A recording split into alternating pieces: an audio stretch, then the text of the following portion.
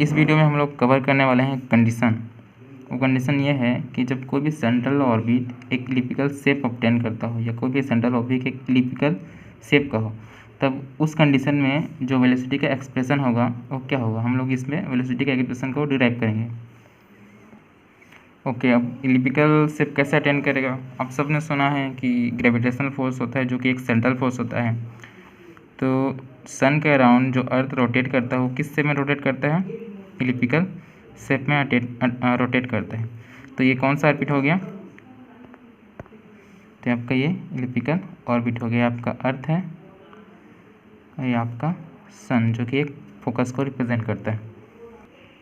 तो सबसे पहले थ्योरम पढ़ लेते हैं। थ्योरम ये बोलता है a particle move in a ellipse under the force which always directed toward one of its focus to find the law of force and the velocity at any point in the path। देखो इसमें directly बोला तो नहीं कि central force के through कोई भी particle move कर रहा है, लेकिन इसमें ये टर्म दिया है कि this force is always directed towards one of its focus. मतलब ये क्या हो जाएगा, ये आपका सेंट्रल फोर्स हो जाएगा।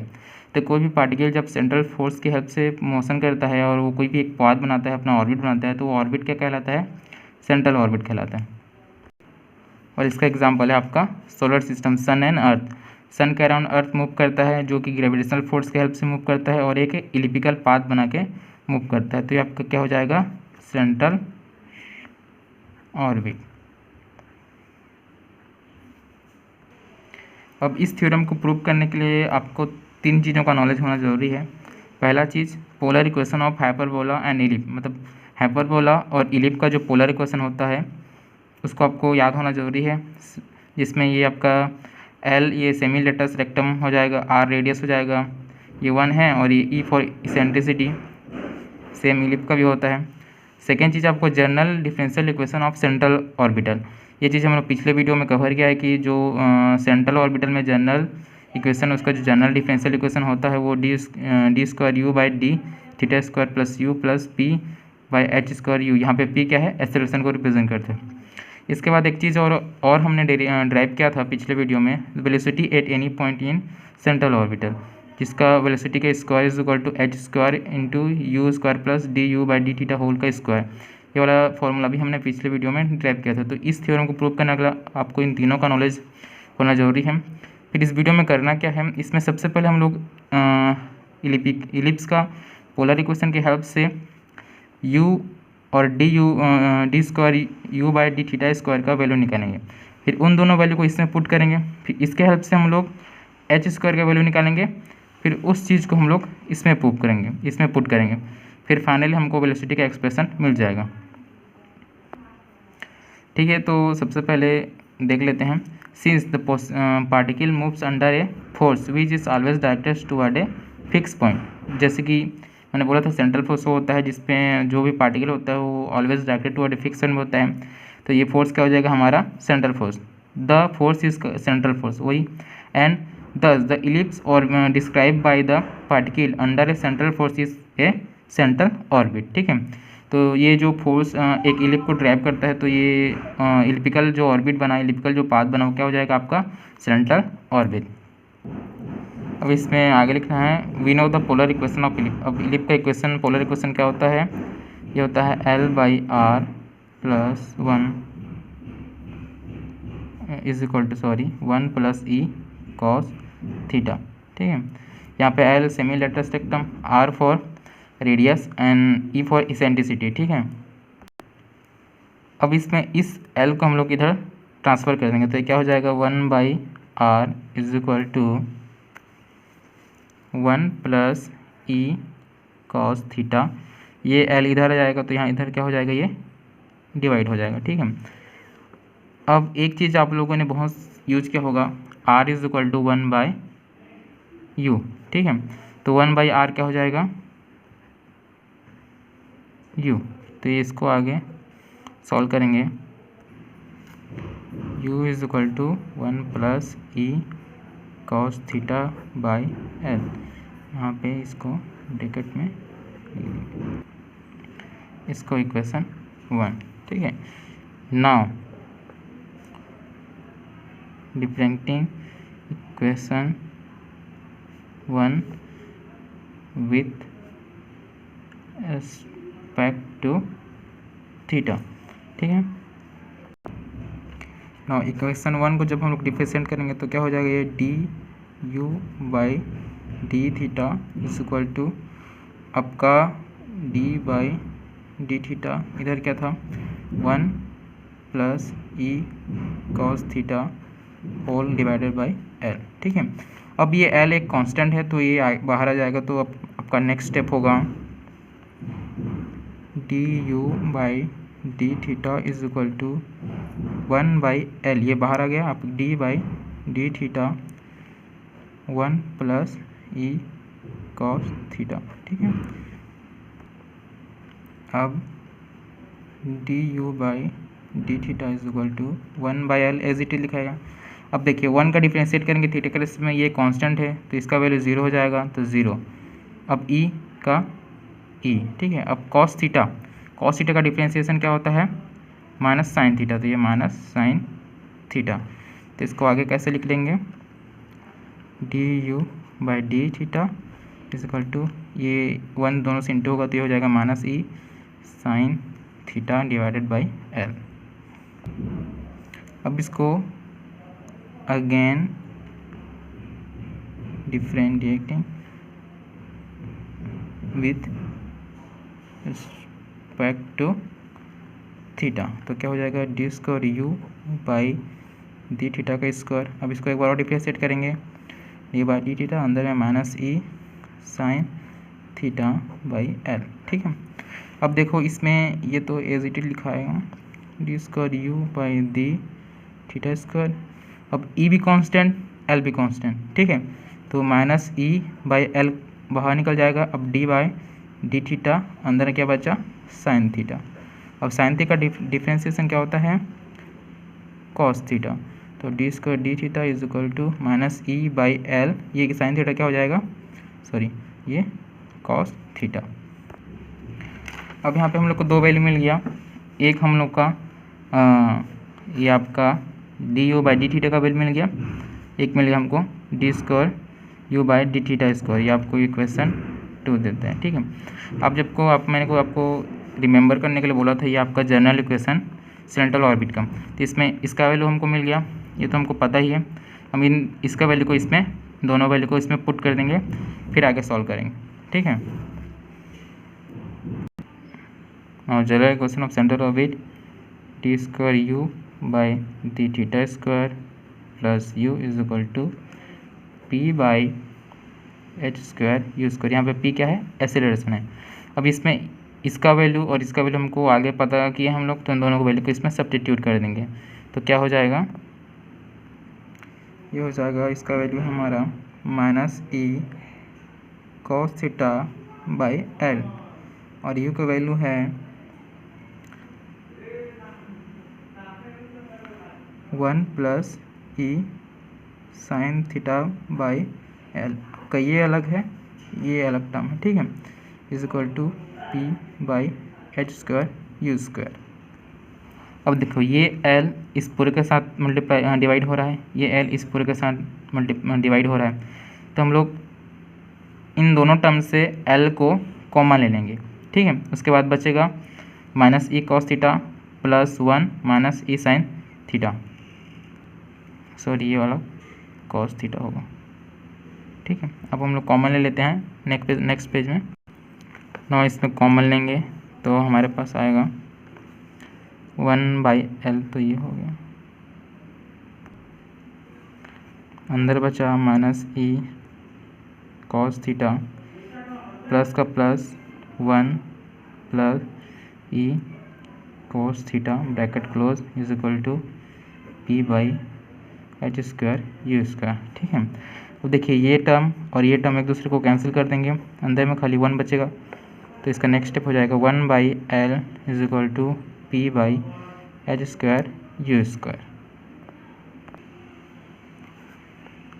अब एच स्क्वायर यू स्क्वायर को इससे ट्रांसफ़र कर देंगे तो क्या हो जाएगा, p is equal to h square u square by l. ठीक है, अब नेक्स्ट स्टेप में हम लोग करेंगे पी इज इक्वल टू, इसमें देखो ये आपका जो यू स्क्वायर है इसको जब आर में चेंज करेंगे, हम लोग को पता है कि you is equal to 1/r, तो क्या हो जाएगा u square is equal to 1/r square. ठीक है, तो ये क्या हो जाएगा p is equal to h square by l और ये स्क्वायर का 1/r स्क्वायर। अब देखो ये एच स्क्वायर भी एक कांस्टेंट है, एल भी एक कांस्टेंट है, तो यहाँ पे h square l is equal to mu ले लेते हैं, एक नया कांस्टेंट। ठीक है, तो आपका ये हो जाएगा p is equal to mu by r square. अब देखो ये जो हम लोग का इक्वेशन थर्ड है, ये हमको क्या बताता है कि जो पी एक्सेलरेशन है वो म्यू एक कांस्टेंट और जो रेडियस होता है उसके स्क्वायर का रेशियो है। ठीक है, तो ये चीज़ हमको आगे काम आने वाला है, तो इस चीज़ को हम लोग ब्रैकेट में लिख लेते हैं। अब हम लोग को जो एच का वैल्यू निकालना था, यहाँ से हम लोग एच का वैल्यू निकालेंगे, तो हमारे पास क्या रिलेशनशिप है h square by l is equal to mu, तो ये क्या हो जाएगा h square is equal to mu l. इसको आगे कैसे लिख सकते हैं h is equal to root over mu l. ठीक है, हम लोग को एच का भी वैल्यू मिल गया। अभी तक हम लोग को किस किस चीज़ का वैल्यू मिल गया, d square u by d theta square का वैल्यू मिल गया, यू का वैल्यू मिल गया, अब एच का वैल्यू मिल गया। ठीक है, अब इन सारे चीज़ों को हम लोग को जो जनरल इक्वेशन ऑफ वेलोसिटी था सेंट्रल ऑर्बिट का उसमें पुट करना है। ठीक है, now velocity at any point in central orbit. ठीक है, तो उसका एक्सप्रेशन क्या था v square is equal to h square mu square plus d you by D theta whole का स्क्वायर। ठीक है, ये आपका कर्ली ब्रैकेट हो जाएगा, ये आपका यू है। अब इसमें हम लोग वैल्यू पुट करेंगे, तो हमारे पास किस किस चीज़ का वैल्यू है एच का वैल्यू है, यू का वैल्यू है, D you by D theta का भी वैल्यू है, तो इन सब का वैल्यू को हम लोग इसमें पुट करेंगे। तो ये क्वेश्चन हो जाएगा V square is equal to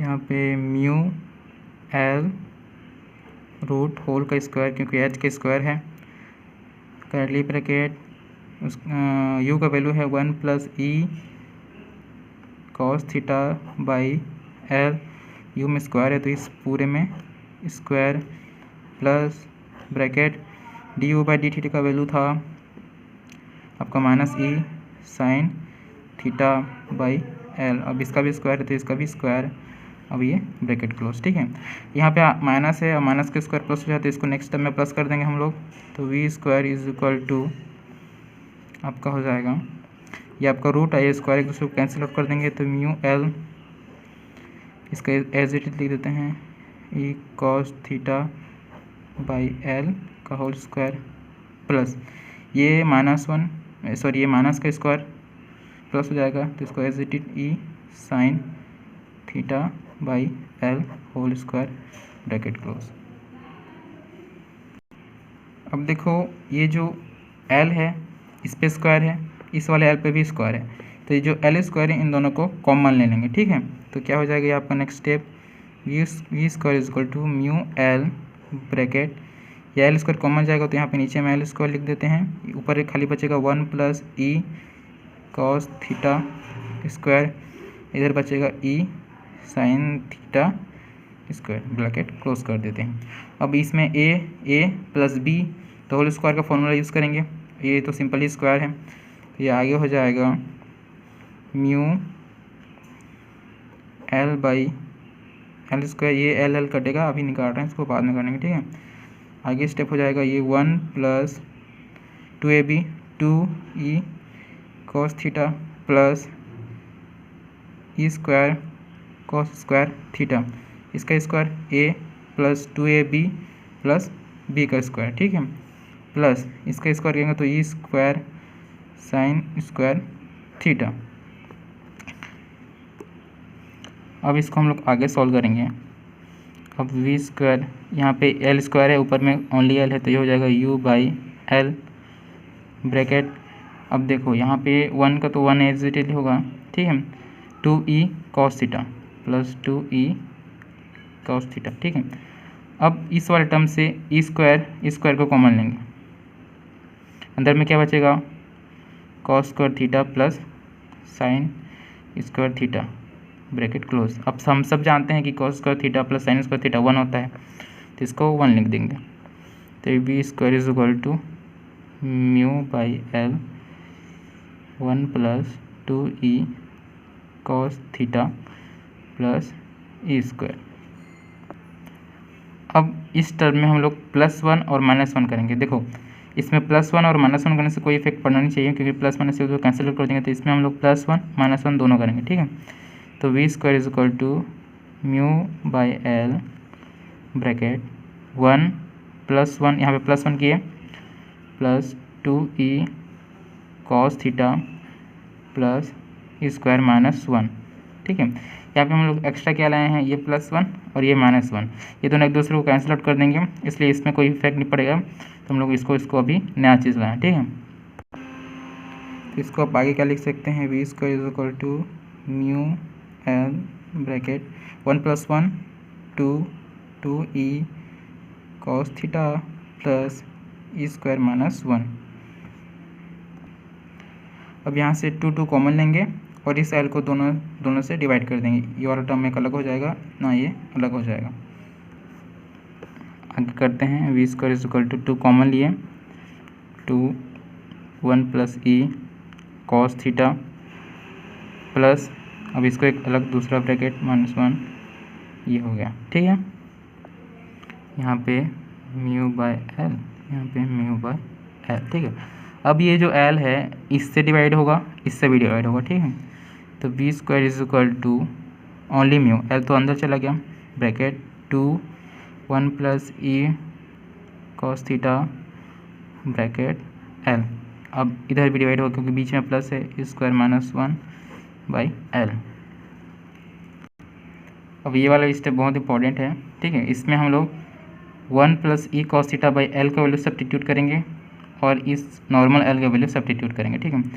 तो सबसे पहले इधर लिख लेते हैं 1 plus E cos theta by L, क्या होता है आपका 1/r, पोलर इक्वेशन ऑफ इलिप, ठीक है। ये आपका पहला।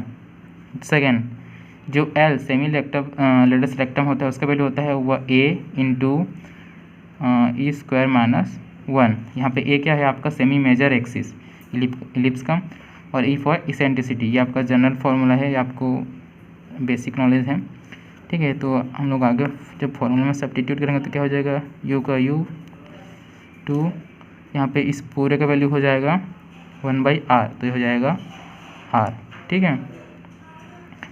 प्लस अब ये ई स्क्वायर लिख देते हैं, ई स्क्वायर -1 बाई, अब नीचे में एल है, एल का वैल्यू होता है a इंटू ई स्क्वायर -1, तो आपका ये a ई स्क्वायर -1, तो ये और ये एक दूसरे को कैंसिल आउट कर देंगे, तो आपका आएगा क्या, V square is equal to u 2/r plus 1/a।